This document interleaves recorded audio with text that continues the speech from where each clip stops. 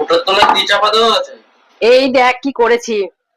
কালকে একটু দুধ কেটে গেছিল দোকানে, তো সেটাতে ছানার জল দিয়ে ছানা করা হয়েছে। আর এই দেখ,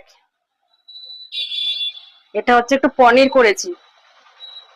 অনেকে বলে ছানা কেটে তার মধ্যে ময়দা মিশিয়ে সেটাকে চটকিয়ে তারপরে ছানা বানাই, আর কিন্তু আমি সেরকম কিছুই করিনি।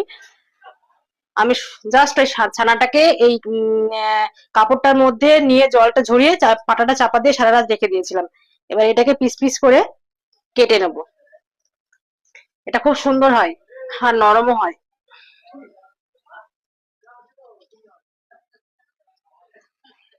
কেটে নেবো, দেখো কত সুন্দর হয়ে যাবে। কোনো ময়দা টয়দা কিচ্ছু লাগে না। অনেকে বলে ময়দা দাও। এই গরমকাল আসলেই মাঝে মধ্যে এই কীর্তনটা হবে, দুধ নষ্ট হয়ে যাবে দোকানের, আর এই ছানা করে